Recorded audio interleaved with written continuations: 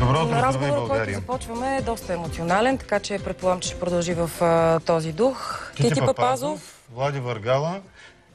Освен тях, още известни имена: Николина Чакърдъкова, Силвия Кацарова, видях Аня Пенчева. Вчера се обявиха на пресконференция в защита на Цветан Василев като някаква гражданска инициатива или граждански комитет.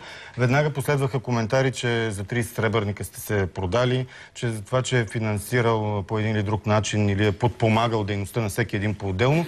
Сега част от сделката е да го защитавате в този тежък развод, който настъпва между него и Делян Пеевски. Кажете за мотивите си първо. Много е правилно да добавиме, че се изброят само познатите имена. Значи там имаше, и не само там, и след това се обадиха много хора, които са професори, академици, математици, не само спортисти. Имаше хора от всички сфери на социалния живот, защото разпознаваемите имена са най-лесни. Владо Въргала, Кити Папазов, тук на масата е готово. Защо го правите това нещо? Защо изведнъж излизате и защитавате един бизнесмен? Ма не само бизнесмена. Защитаваме една позиция в момента, защото не става дума за Делян Пеевски и Цветан Василев. Става дума за нещо, което е за един фундамент в държавата, защото Делян Пеевски е една фигура изключително коментирана в последните години, която се оказва недосегаема от общественото настроение. Вчера бяха заедно, както виждате, бизнеса им е общеца си го делят. Цветан Василев, не само Цветан Василев, а той представлява един фундамент също в държавата, който е и банката. Ние не сме адвокати на банката, но в момента се касае за нещо, което е катастрофално. Как ги оценявате, как ги делите на добър и лош? И основният въпрос към вас, който се появява, понеже сте хора с репутация и имидж, дали само единствено заради това, че е подпомагал финансово дейността ви, заради това ли се включвате в момента в полемиката? Кой направи организацията за тази пресконференция? Ако трябва на тези, които е помагал да бъдат, трябваше да го правим на Националния стадион Василевски. По-страшно не е това. Нито ще бъда адвокат на Цветан Василев, защото едва ли ще се справя толкова добре с неговия адвокат. Нито трябва ние в момента, като хора, които обществото ни припознава като някакви общественици. Аз съм спортист човек, с баскетбол се занимавам, но съм така иначе не за първи път в тази телевизия, не само за спорт да съм говорил. Да. Мотива ви, защо точно сега, защо се включвате в това нещо? Значи аз бях поканен, само мога да кажа, те хората, които ме познават, бях в Турция, но не на почивка. Моето забавление е пак моето хоби. Бях да гледам финалите на турското престо, където моя много добър приятел е треньор. Тръгнах си. Аз няма на никого да доказвам и Цветан Василев достатъчно ме познава, за да мога да отида там и да спечеля неговото сърце. Далече съм от тази мисъл. Значи това нещо е направено... Аз съм отвратен, Аз съм отвратен от друго нещо. Може би в моето съзнание, когато съм пътувал по пътя, защото се прибрах наистина на бегом от Турция, си мислих, че колко много хора ще има, как ще бъде пъстра картината. Защо? Защото ако всички хора, на които той е помогнал, дойдат, наистина ще има хора от бизнеса, много хора от бизнеса, много хора от културата, много хора от спорта. Ма защо? Защото това, което се случва, е ненормално. Кое? Ненормално е поведението на държавата. Ненормално е да няма реакции. Случва се скандал между двама души.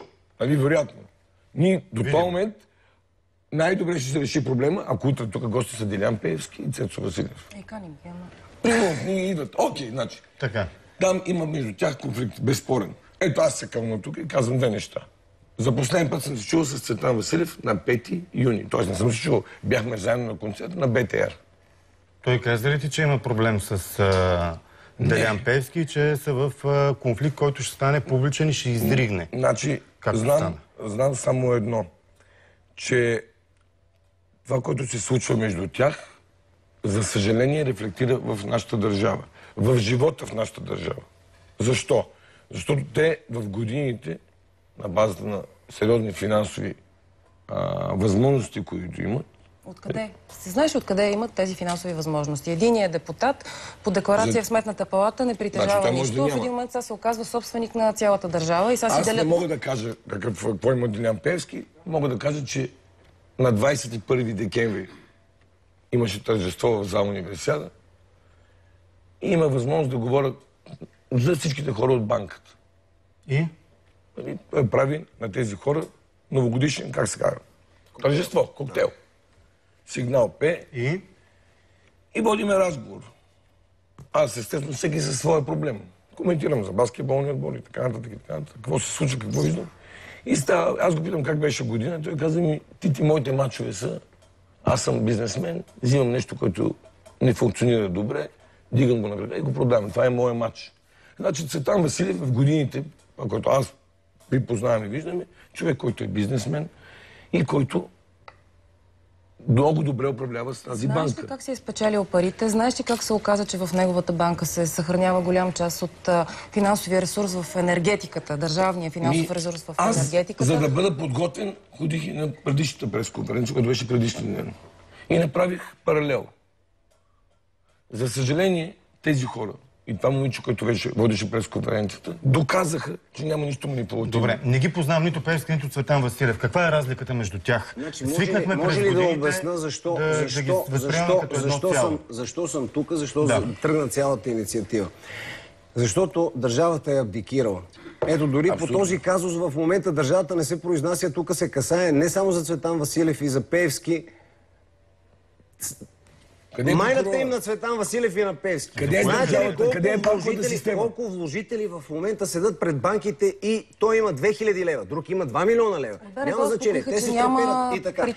Обаче живееме във време, в едно страшно разделно време. Хората върват по улиците и викат само мразят с поведението си, с отношението си. Хората се мразят. И в момента, в който излиза един такъв конфликт, който касае наистина устоите на държавата, хората са щастливи. Защо конфликт между тези двама души засяга устоите на държавата?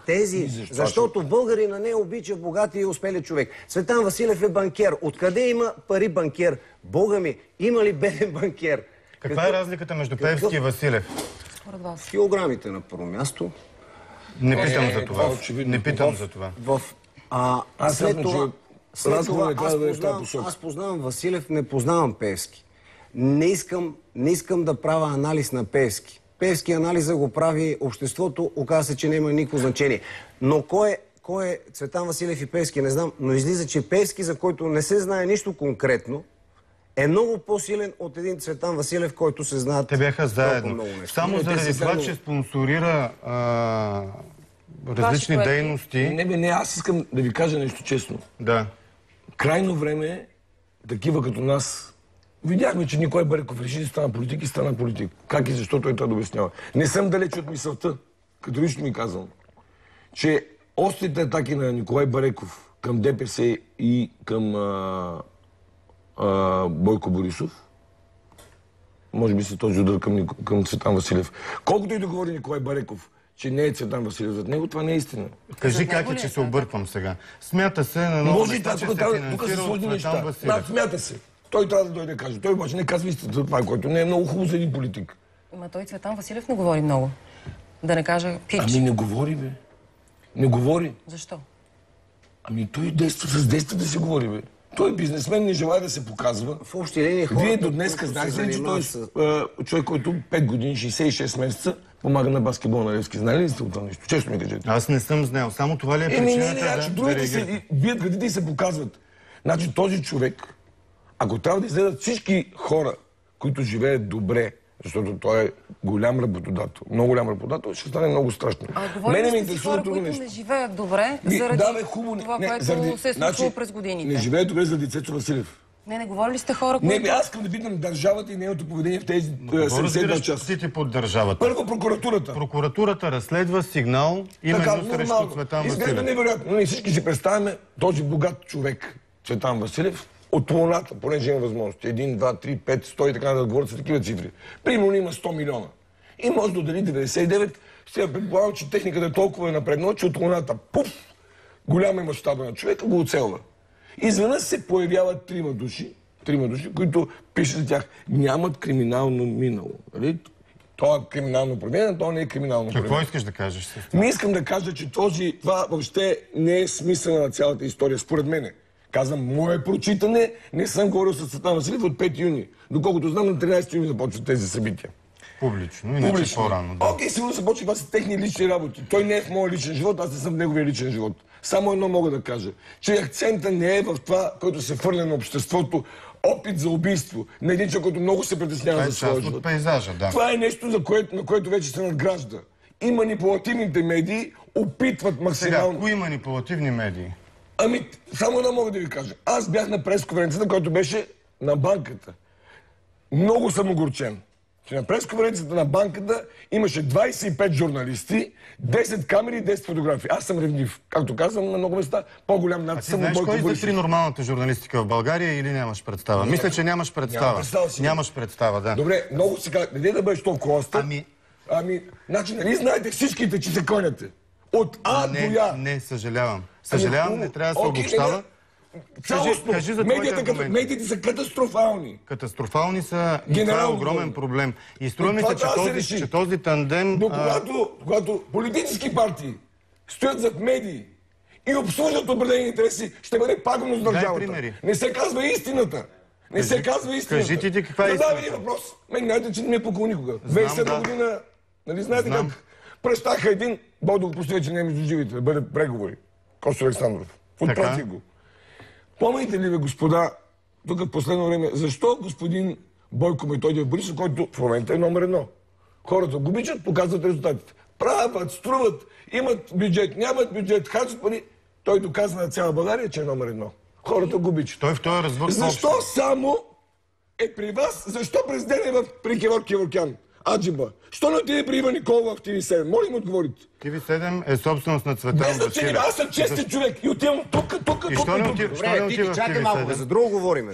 Не е така, Ела, той е абсолютно прав. Кой ба майката на медиите? Да не би вестник, Монитор и Телеграф да не излизаха на първо място Боко тиквата и 2 дена след изборите да не тръгнаха най-добрият човек. Това обясняваме, хора, това обяснявам. Че медиите за нещастие са зависими. А тези медии определят... Защо са зависими? В момента не обобщавай наистина. Конкретно да говорим. Тити. Хората, говорим за друго. Ти знаеш, Виктор знае, ние знаем. Обикновените хора не знаят истината. И тази манипулация, която те четат вчера, банката се тресе, банката такова и отиде. Къде уточнявай? Окей, вчера пише, аз съм видял един вестник, Монитор. Не говори на ангро. Окей, ако ще говоря с конкретика, мога да говоря с конкретика, не се притеснявам. Така, вестник Монитор вчера пише снимка на този господин Василев и пише как банката е пред фалит. Ти, що сега се възмущаваш от определени вестници сега, когато те са писали много други, много страшни неща за други хора, които са били неудобни в един момент и за самия господин Василев? Okay. Забелязвал ли си го? Забелязвам. Аз се казвам, че това трябва да бъде катализатор. Това, което ще се случи преди 3 дена в държавата, безпрецедентното поведение на държавата, не на местата на банковата система. И ред неща, които се случват. Къде е президента? Къде е президента да каже? Да излезе с мнение, с позиция. Защото този народ, тези хора, които ще отидат да си теглят парите, там има някаква игра. Няма никой да излезе да тегли парите. Не дей самия ти по този начин ще създадеш съмнение, че има някакъв проблем в... Това е целта. Целта не е убийството. И това, което всички знаят, че убийство не е имало. Нали, да, не е имало убийство. Съвсем жив и здрав. 3 души се арестуват за опит за убийство. Май месец. А те се... Значи опита започва действие, опит не сполучваш и те хващат. Що трябва да минат 30 дни? Защо сега се възмутихте точно, след като Василев става жертва на медии? Не става дума за Василев. Става дума за едно време разделно, в което хората знаят за Василев, че е банкер, че е богат. Всеки богатия в България се мрази богатия човек и не познават личността на Василев. Хората, които познават този човек, до един държат да обяснат на другите кой е този човек. Няма такъв, който да помогне. Има държава, която трябва да помага на всички. Няма такъв. Но този човек е едно явление, в момента знае какво върви хейтърското. Да. Те са им дали пари, те ходят сега да му правят тикери. Върви това, искрен съм. Сигурно аз си с Василев. Аре, поне едно нещо да кажа, бе, бате, бе. Става дума за нещо друго. Един човек, който наистина е много широко скроен и изпълнява функцията на богатия, на успелия човек, той подпомага тези сфери в обществото, които държавата не хае. Или няма възможност, или структурата не позволява да... Той замества държавата. Той замества държавата в огромен проблем. И ви казвам, че в момента този човек е подложен на една манипулация в общественото пространство. Аз не знам какво ще стане с Цветан Василев. Цветан Василев може да бъде руски проект на Ходорковски, на Березовски, на всеки. Да не се върне в България никога. Може да бъде наказан за това, че имал някакви други по-странични амбиции. Но най-добре е да наричаме нещата с истинските им имена. В момента става един човек, който е от такова ниво, каквото е Цветан Василев, може много лесно да бъде шитнат, защото е нарушил нечий баланс, нечий интерес. И вървим към финал. Чий баланс е нарушил? Предполагаме, че става дума единствено за новия бог, за парите. Кой е новия бог? Парите. Парите. Ма това си от... Добре. Аз да питам само на нещо. Да. От какво бях аз най-много възмутен вчера? От кое? На пресконференцията понеделник беше пълна залата на БТА.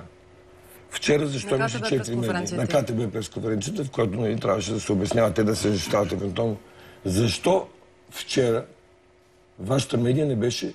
Аз смятам, че... Ти нали си в студиото? Моля? Не съм в пресконференция. Не. Защо сте? Искам да задам само този конкретен въпрос. Няма ли сме ресурс да ограем навсякъде? Не сме подозирали, че ще произведете такава новина, която компенсираме с вашето присъствие. Окей, ако това истината е чудесно. Защото аз смятам, че това е много доказателство, че му... Ти, ако на някой нас ни забранява нещо, нямаше да сте тук. Не бе, чудесно. Нали? Чудесно. Нали? Смисъл, не разбирам логиката. Аз казвам за какво реагирам.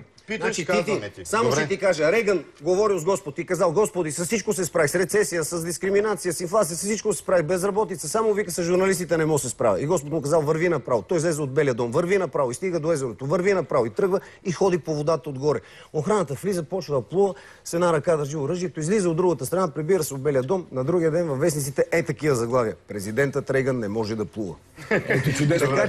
Добре, само последно да питам. Добре, че не съм вестник, ще започна нова тема. Ако се окаже, че това кьорфишек, това е въпрос на време да се докаже. Случвало се. Този прокурор, който е възбудил това нещо и този скандал, който се породи и разтърсва явно... Нищо няма да му случи. Това говориме. Нищо няма да му случи. Това не е нормално. Това не е нормално. В нормална държава това не може да се случи. Но кой ти е казал, че е нормално? Хора, аз само едно ви обяснявам. Не е нормално. В банката има участие много чужди компании, сериозни компании. И за тях това не е нормално, като се случва. Така предполагам аз. Не бе, най-важното е да излезе държавата и да каже на всички вложители: има ли проблеми? Няма проблем, БНБ казаха: няма проблеми, наистина. Опасно е се говори за това. Няма проблеми, БНБ го казаха.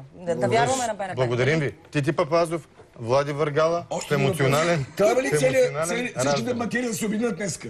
Да се съберат всички банкери и да защитат своя колега? Защото да ги чака тях същото. Призив на Тити Папазов. Принципни работи говорим. Принципни работи на Тити Папазов. Благодаря. Благодарим. Благодаря.